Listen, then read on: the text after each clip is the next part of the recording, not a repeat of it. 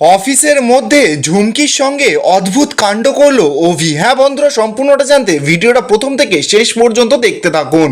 ধারাবাহিকের শুরুতে দেখা যাচ্ছে যে ছুটি তো অভিকে সরাসরি বলছে যে না, আপনাকে তো এখন আমি ছাড়বো না, আপনি এখান থেকে স্টাডি রুমে এখন কি করতে যাচ্ছেন সেটা আমাকে বলতে হবে। আর এখন তো স্টাডি রুমে কোনো কাজ থাকার কথা না, আর আমাদের দুজনকে তো এমনি তো এক খাটে শুতে হবে, সকলকে তো দেখাতে হবে যে আমরা দুজন কত ভালো হাজব্যান্ড ওয়াইফ। অভি তো এবার সরাসরি ছুটিকে বলছে যে দেখুন, আমার না এইসব কথাবার্তা বলতে এখন একদম ভালো লাগছে না, আমি স্টাডি রুমে যাচ্ছি, আপনি শুয়ে পড়ুন। এই বলেই তো অভি ওখান থেকে চলে যায়। ছুটিতে এবার একার মতন একা বলছে যে আমি যতদূর আপনাকে চিনি, আপনি এত সহজে এই ঘরে এখন আর আসবেন না। যতক্ষণ না আমি ঘুমিয়ে পড়বো আপনি ততক্ষণ এই ঘরে আসবেন না। তবে আমার নামও ছুটি, আমিও ঘুমাবো না, আমিও জেগে থাকবো, দেখি আপনি রাত্রেবেলা কখন ফেরেন। পর দেখা যাচ্ছে যে ছুটি তো গজগজ করতে করতে বিছানাগুলো গোছাচ্ছে। বলছে যে দূর বাবা, এমন একটা লোক পুরো গোমরা মুখো, একবার রাগ হয়েছে তো রাগটা ভাঙানোই যাচ্ছে না।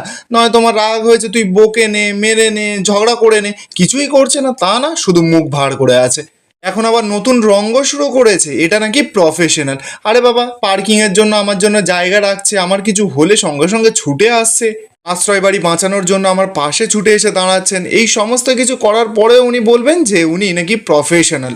আর উনি যদি প্রফেশনাল হয়ে থাকে না, তাহলে আমি ইমোশনাল। উনি শুধু ঝগড়া করছে, করুক ঝগড়া। ছুটিতে এবার গজর গজর করতে করতে শুয়ে পড়েছে, কিন্তু ছুটি তো ঘুমিয়ে আসে না। ছুটি আবারও উঠে বসে, বলছে যে দূর বাবা, ছুটির তো একটা অভ্যাস হয়ে গেছে কারোর পাশে শোয়া। আরে বাবা, যতই আমাদের মাঝে পার্টিশন থাকুক না কেন, রোজ তো একটা মানুষ এসে তার পাশে ঘুমায়। ছুটির মাথা ব্যথা হলে ছুটির মাথা টিপে দেয়, পায়ে ব্যথা হলে পায়ে বাম লাগিয়ে মাসাজ করে দেয়। সে এখন রেগে মেগে হঠাৎ করে কাজের অজুহাত দিয়ে এখান থেকে চলে গেল, উনি নাকি ঘুমাবে না। তাহলে আমার কি ঘুম আসে? ঠিক আছে, ছুটিও জেগে বসে থাকবে, দেখি কি করে। তো অপরদিকে দেখা যাচ্ছে যে ইন্দ্র তো অনেক মত্তত খাচ্ছে। ঠিক তখনই তো রোমা এসেছে এবার ইন্দ্রর ঘরে। ইন্দ্রকে বলছে যে এবার আপনার বাড়িওয়ালা কিছু বলবে না, আপনি ড্রাঙ্ক হয়ে বসে আছেন। ইন্দ্র তো এবার চুপ করে আছে। রোমা এবার ছুটে ইন্দ্রর কাছে গেছে, ইন্দ্রর সামনে গিয়ে নাটক করছে, বলছে ইন্দ্র তোমার কি হয়েছে, কি ব্যাপার। ইন্দ্র তো এবার সরাসরি রোমাকে বলছে যে রোমা, আমি তো তোমাকে বলেছিলাম যে আমি খুব সাদাসিধে একটা ছেলে, সরল একটা ছেলে, আমি তো তোমাকে বলেছিলাম, হ্যাঁ কি না। রোমা তো এবার চুপ করে আছে। ইন্দ্র তো এবার চিৎকার করে উঠেছে, বলছে যে বলুন না, আমি আপনাকে তো একটা প্রশ্ন করলাম, উত্তর দিতে পারছে না। রোমা তো সঙ্গে সঙ্গে ভয় পেয়ে গেছে ইন্দ্রর এমন রূপ দেখে। রোমা তো এবার ঘাবড়ে গিয়ে বলছে যে হ্যাঁ হ্যাঁ। ইন্দ্র তখন রোমাকে বলছে যে তাহলে তাহলে আমার সিম্পলিসিটির সঙ্গে আপনি এরকম ছেলে খেলা কেন করলেন? আমি এটা ভালো করে জেনে গেছি যে আপনি আশ্রয় বাড়ি ভাঙার সঙ্গে যুক্ত ছিলেন। অপরদিকে দেখা যাচ্ছে অভি তো স্টাডি রুমে চেয়ারে বসে ঘুমাচ্ছে। অভি হঠাৎ করে স্বপ্ন দেখছে যে ছুটি ওর থেকে অনেক দূরে চলে যাচ্ছে। আর ছুটিটা কে? ছুটিটা হচ্ছে সেই অভির ছোট্টবেলাকার পরী। হঠাৎ করে তো এবার অভির ঘুমটা ভেঙে গেছে। অভি তো সঙ্গে সঙ্গে ছটফট করছে, বলছে যে না না ছুটি, তুমি আমাকে ছেড়ে যেও না, না না আমি তোমাকে কোথাও যেতে দেবো না। এই বলেই তো অভি ছুটে ওখান থেকে চলে যায়। অপরদিকে দেখা যাচ্ছে যে ইন্দ্র তো রোমার কাছে বসে বসে বলছে যে আমার আমার জান, আমার প্রাণ অভি আর আমার ছোট্ট বোন ছুটি, ওরা কিন্তু আপনাকে বিশ্বাস করে না, তবুও আমি কিন্তু আপনাকে বিশ্বাস করেছিলাম। আপনার মনে আছে আপনি আমাকে একটা হলুদ ফুল দিয়ে বলেছিলেন যে আমি নির্দোষ বলেছিলেন, তাই আমি ওদের থেকে লুকিয়ে আপনার সঙ্গে যোগাযোগ রেখেছিলাম, আপনাকে বিশ্বাস করেছিলাম, আপনাকে ভালোবাসতে শুরু করেছিলাম। রোমা তো এবার মনে মনে বলছে যে রোমা কাঞ্জিলাল, নিজেকে কন্ট্রোল কর, কন্ট্রোল। আগে জানতে হবে যে ইন্দ্র কতটুকুনি জানে, সেই বুঝে রিয়াক্ট করতে হবে। রোমা তো এবার যখনই ইন্দ্রকে কিছু বোঝাতে যাবে, ইন্দ্র তো সঙ্গে সঙ্গে রোমার উপর চিৎকার করে উঠেছে, বলছে যে আরে আপনারা আপনারা না, যখন ওই ছুটিদের আশ্রয় বাড়ি ভাঙা হচ্ছিল তখন আপনারাই ওখান থেকে ফুস করে বেরিয়ে গেছিলেন। আমি কিন্তু সেটা নিজের চোখে দেখেছি। আপনি আগে বলুন তো, আমাকে ভুলভাল বুঝিয়ে আমাকে ফাঁসানোর চেষ্টা কেন করছেন? ও ঠিক আছে, আমি বুঝতে পেরে গেছি, আমার সঙ্গে কোনো মেয়ের কোনোদিনও কোনো ইন্টারাক্ট ছিল না, তো তাই জন্য আপনি আমাকে ফাঁসাতে চাইছেন, আমাকে ভুলভাল বোঝাতে চাইছেন। হ্যাঁ আমি জানি আমি বোকা, কিন্তু আমি না বিশ্বাসঘাতক নয়। ওই অভি আর ছুটির জন্য আমি নিজের প্রাণও দিয়ে দিতে পারি রোমা। কারণ কেন জানেন? আমি জানি যে ওরা যেটা করছে ওরা একদম ঠিক কাজ করছে। আর এই যে আপনার দাদা রুদ্র, উনি একজন অ্যান্টি সোশ্যাল লোক, একজন ক্রিমিনাল লোক। ও হাজারটা এরকম ক্রিমিনাল কেসের সঙ্গে যুক্ত। আর আপনিও তো একজন মার্ডারের প্রাইম সাসপেক্ট। আপনার আর দেবদত্তবাবুর মধ্যে একটাই ডিফারেন্স আছে, দেবদত্তবাবুর হাতে ক্ষমতা ছিল না বলে উনি আজকে জেলের ভেতরে, আর আপনার হাতে ক্ষমতা ছিল বলে আপনি আজকে জেলের বাইরে। রোমা তখন ইন্দ্রকে বলছে যে দেখো লিসেন ইন্দ্র, আপনি কিন্তু ড্রাঙ্ক অবস্থা আমাকে অনেক আজে বাজে কথা বলে যাচ্ছেন। আপনি কি লাশের সামনে আমাকে বন্দুক হাতে দেখেছিলেন? ইন্দ্র তখন চিৎকার করে বলছে যে চুপ, একদম চুপ। আপনার মুখ থেকে না যখন এইসব মিথ্যে কথাগুলো বেরোচ্ছে আমি তখন আরও ক্ষেপে যাচ্ছি।